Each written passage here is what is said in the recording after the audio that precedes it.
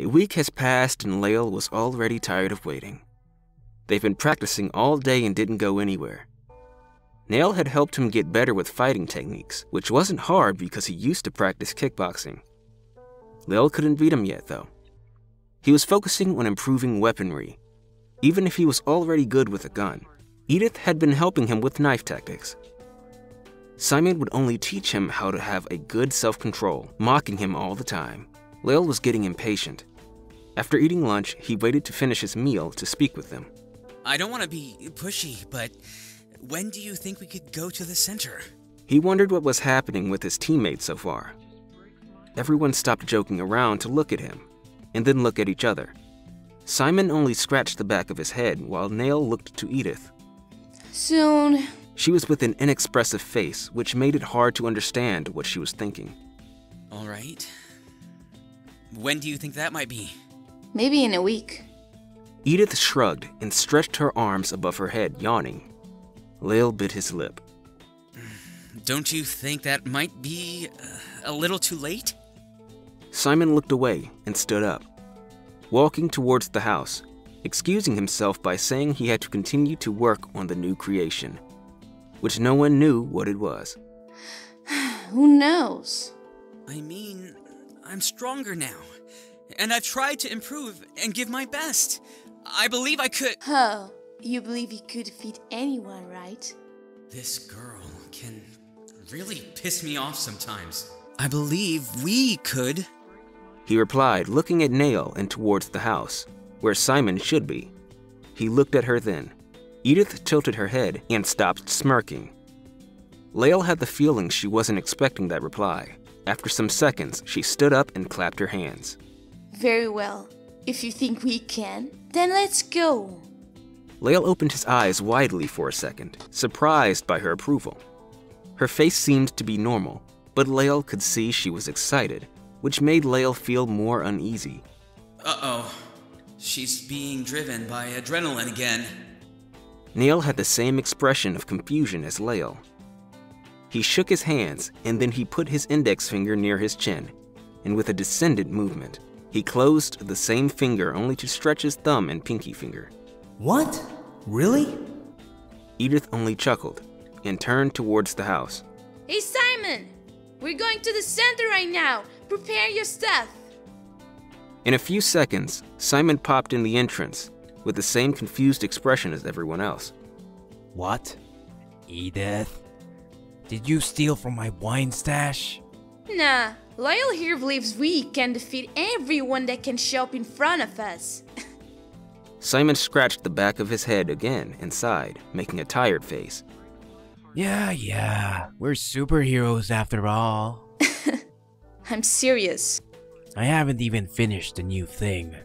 Nale's wrist is hurt, Lael still needs to know how to move, and you need to calm down. Are you really serious? Lael shivered. He understood that she was crazy. She didn't like to be talked to, even less by someone who was there for a week or so. He gulped. Lael hated to step on his pride, but he had no choice. If everyone feels like that, then... Then what? I think we should wait a little bit more. Until at least Nale gets better and, well, Simon finishes up whatever he's doing. Silence. Oh. Lael recoiled for a second with fright. Simon limited to sigh and got back inside. Nale shook his head and buried his face on his hands. This woman. Lael didn't even end his own thought. He looked away. Now you understand, right? Edath sat next near him and put an arm around his neck, still recovering her breath. He sighed and nodded. He was pissed off now. He understood he was being played. Lael also had the feeling that if he had still tried to do what he wanted, Edath would really follow his idea, which made him scared of her. I can never predict how she's gonna act, he thought while looking at her. She had a face of a 20-year-old woman who had never done anything wrong. Simon used to make fun of her because of that. No one would picture her as the crazy murderer she was. The only imperfection she had was the many scars and some bruises in her body. The tiny marks she had in her back was still something Lael didn't know about, but couldn't be a good sign. Where are you gazing at, Lael? Lael noticed they were really close. He had mixed feelings about that and straightened up his back, so she dropped her arm, which she did. I was just thinking... Never mind. He stood up and faced Nale, who was looking at them with curiosity. Can you help me again? Nale smiled and nodded, standing up and making Lael follow him, leaving Edath alone. She folded her arms and smirked. Oh, I got rejected. I don't understand why you're so afraid of me, Lael. After all, we are not that different.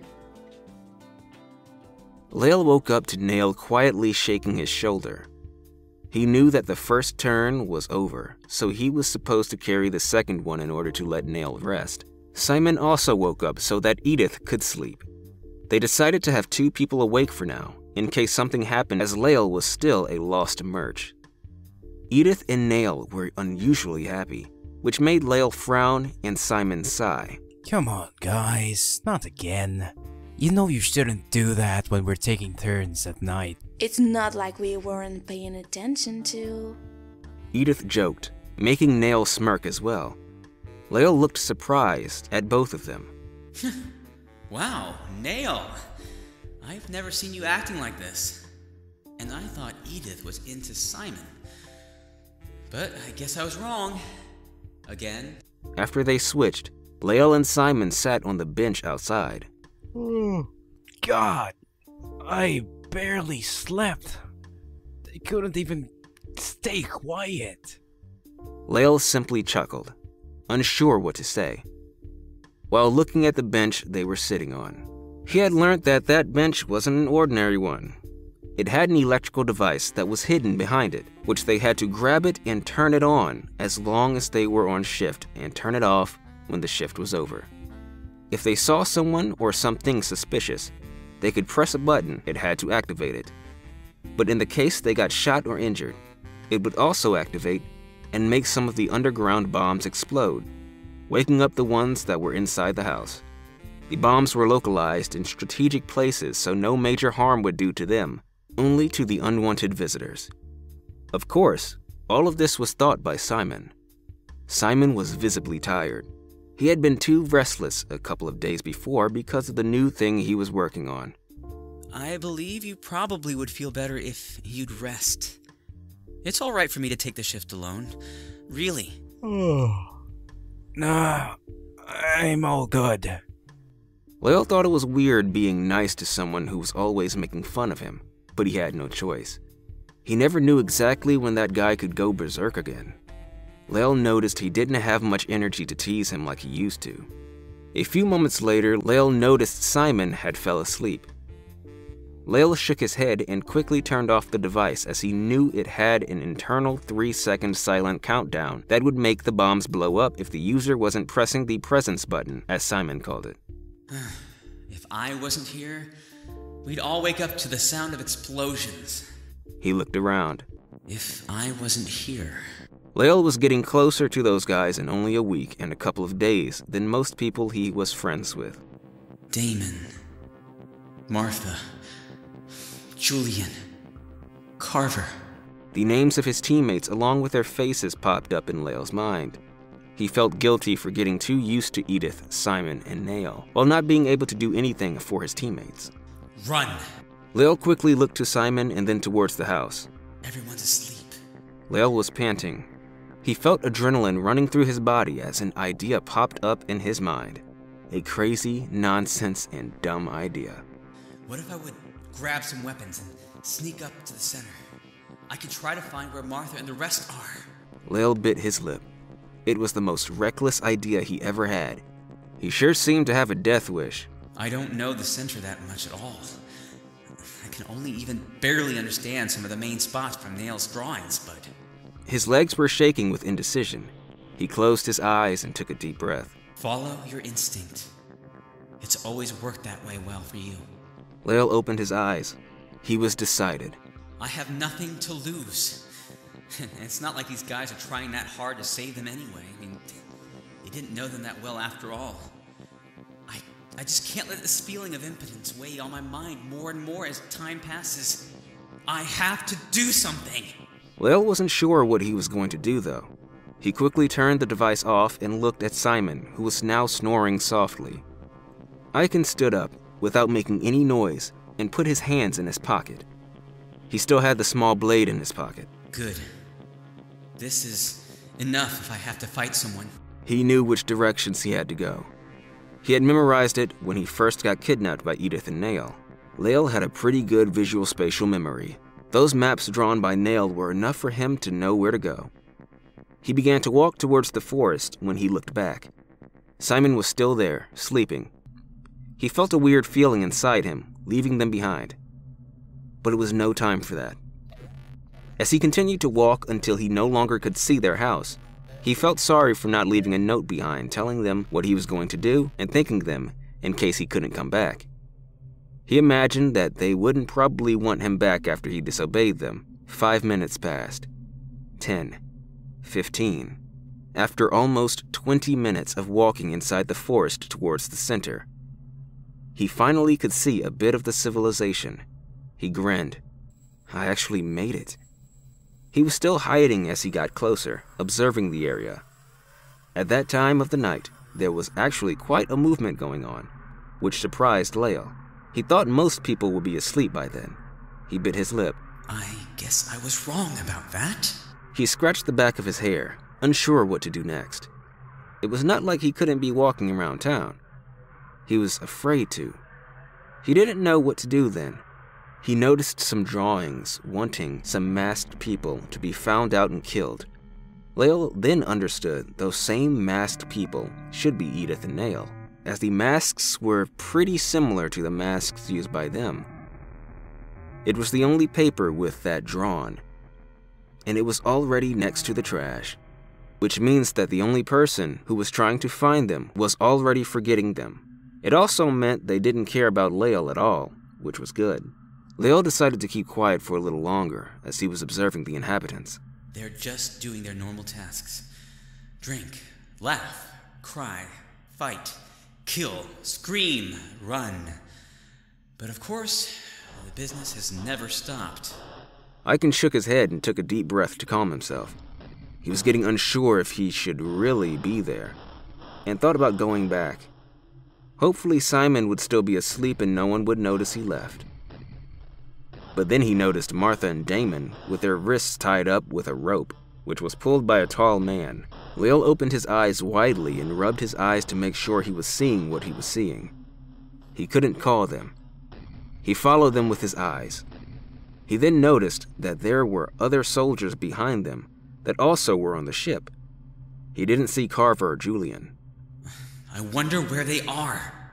Lael continued to walk in the forest parallel to them, making sure not to be spotted. They turned to the left, and Lael couldn't see them anymore. Damn it! He took a deep breath and risked himself by going to the middle of the road, where some people walked around. Lael passed by some children who were slaves by an older man. A woman was screaming at the same man because apparently they were her children.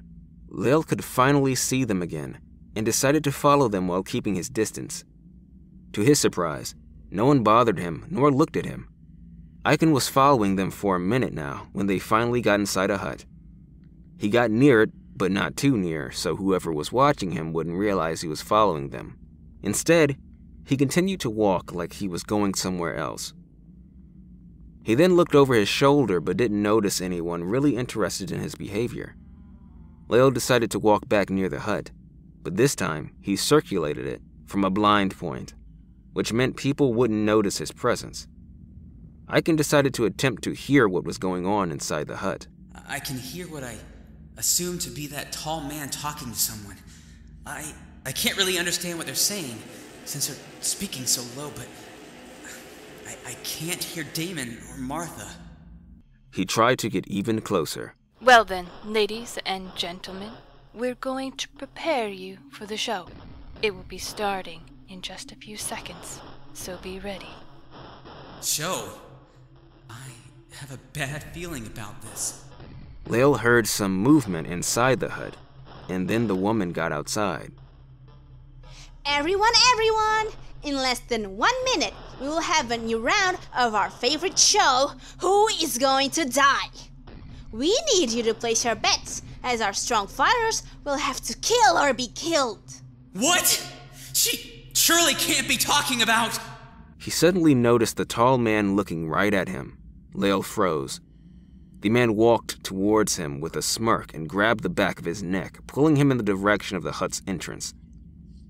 Lael was just arching his back and complaining because of the ache he was feeling. As they got inside the hut, the man spoke to the woman. Look, I found another candidate. It's already time, right? He said with scorn, laughing with sarcasm. The woman who Lael could now see was in her early 30s and was dressed as a hippie. She was delighted. That's perfect. They were an odd number, but now with you, you're even. Thank you for participating, young man. She was blonde and her eyes were light blue. Her expressions were so genuine that made her look like an innocent kid, even if she was older than Lael. The tall man tied up Lael and shoved him towards the rest of the participants. Lael? Martha's eyes opened wide. Martha had a really tiring look and had lost weight already. Her skin was darker due to dust, and her nails were longer and dirty. Her hair was just as messy and dirty as it could. The same was happening with Damon. Although he had a few bruises on his arms, many of the soldiers that were in the ship with them were there too, and they looked even worse than his fellow teammates. No talking. A woman that looked like a man yelled as she kicked Damon's face. Lael gasped, but didn't say anything. Damon began to bleed from his nose. Therefore, you should not hurt our participants before the game. Have you forgotten? The same shrill woman put her hands on her waist and made a face that made her seem like she was a 10-year-old girl making a tantrum. Deva sighed and apologized. The tall man intervened. The guards hurried and put a bracelet that looked like the ones used in tennis matches on every participant. Lael noticed his had the number 6 sewed. He also noticed that it had some dried blood stain on it. Let's go then! She jumped with happiness and went outside the hut. Aiken and the rest were forced to follow her without knowing what they were walking into.